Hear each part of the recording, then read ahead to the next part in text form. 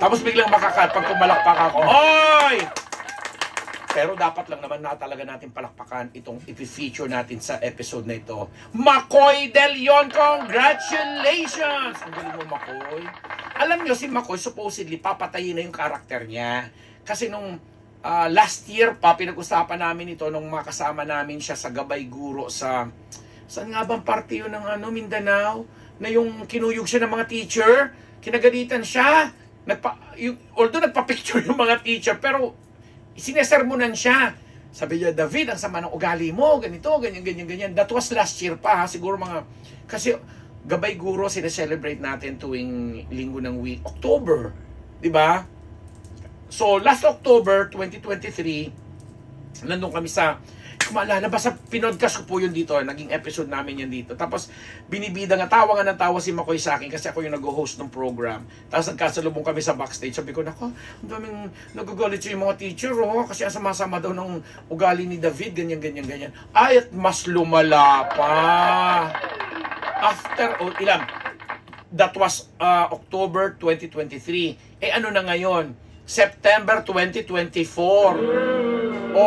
Mas lumala ang karakter, ang portrayal ni Makoy De Leon sa Batang Quiapo na kahit si Brother Bo, Boyet De Leon o Christopher De Leon ay talagang napabilib niya na sa husay.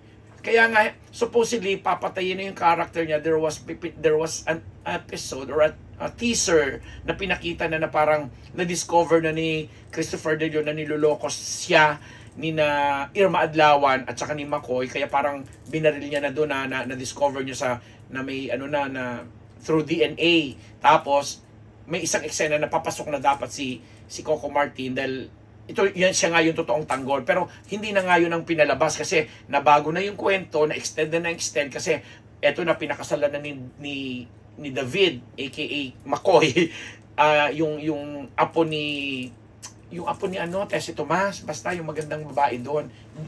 Davao ba ang pangalan? Basta apelyido. But anyway, so lumalim yung kwento na to the point na itong si Makoy, ang eksena niya na with the veteran actors from Tessie Tomas, sino yung si Lolo? Si Jaime Fabregas, Charo Santos, now Christopher De Leon. Talaga namang markado na. Makoy, ibang klase ka. Kasi sabi nga ni Makoy, natutuwa siya na binigyan siya ng pagkakataon ng kanyang kuya Coco na mapasali dito sa Batang Quiapo uli. Although doon kinuha na siya doon sa ang probinsyano bilang kapatid. If I'm not mistaken, yung karakter niya doon sa probinsyano, ang probinsyano ay parang kapatid siya ni... kapatid siya nung karakter ni Bella Padilla na naging asawa ni Coco Martin doon, nalito na tayo ha. Parang ganoon doon siya, pero very brief, very minimal yung exposure niya. Pero dito, sa Batang Quiapo ngayon, sa pag-progress ng kwento, talagang makikita mo yung development ng role niya, ng karakter niya, na talaga namang isa na sa mga lead na kinamumuhian. Kinamuhian dati si Roda, aka Direct Joel Lamangan na nung makapanayam nga namin dun sa at nakachikahan namin katabi namin nung nasa lamay kami ng yumaong Mother Lily Monteverde.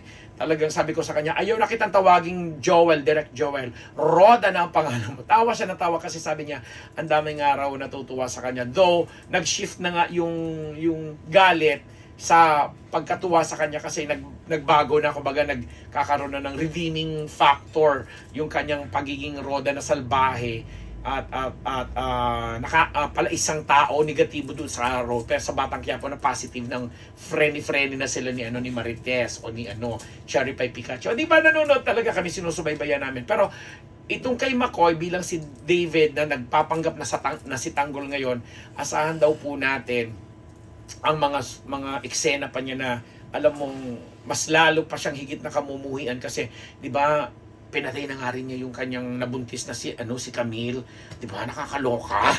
So nabayanan natin at ginagawa ng paraan daw kung paanong in the future ay talagang silang magkapatid ang magbabanggaan ng bonggang-bongga doon sa series.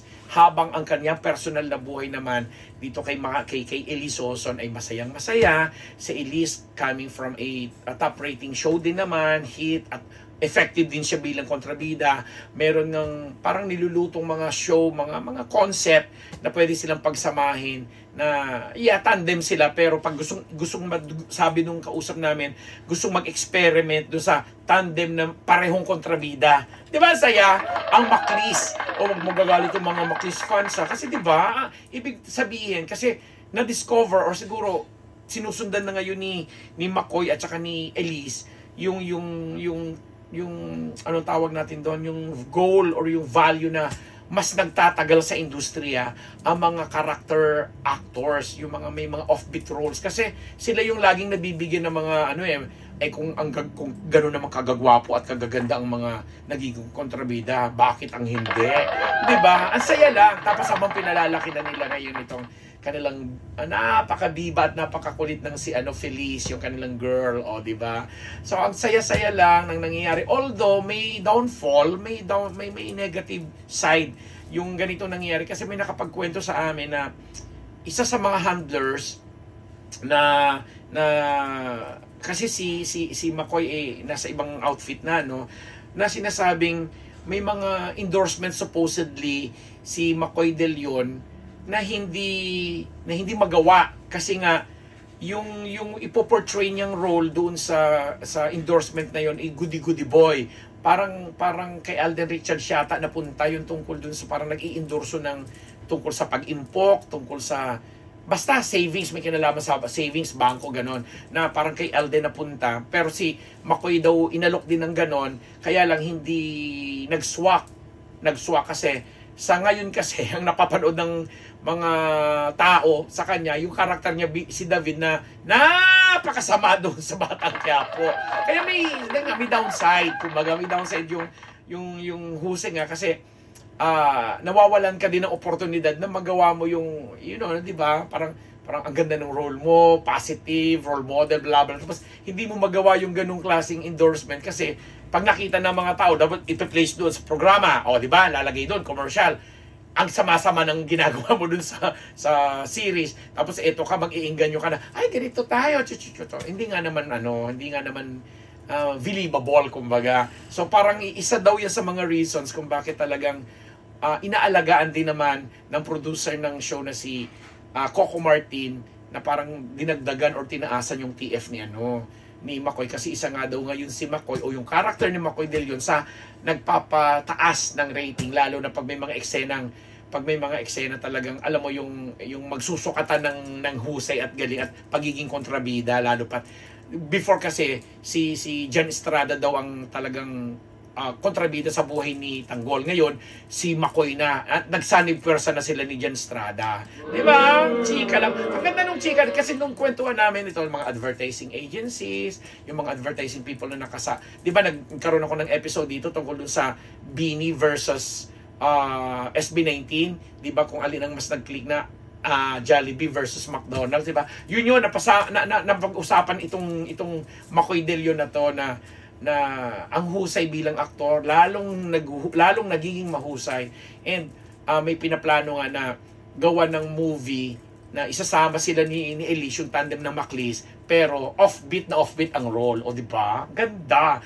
And yun nga lang, yung nasabi natin kanina, yung downside nga na may mga endorsement na may mga projects na dahil nga sa bad role niya, bad image na dun sa show, ay nagiging disadvantage, di ba? Sana maging advantage sa ating lahat itong chika na to, lalo na sa mga Maclis fans, na alam ko, marami po kayo dyan na nakatutok at nakasubscribe dito sa aming Unbearable channel. Nagpapasalamat po ako sa inyo. Nagmamahal po. Ambet Nabus, thank you very much!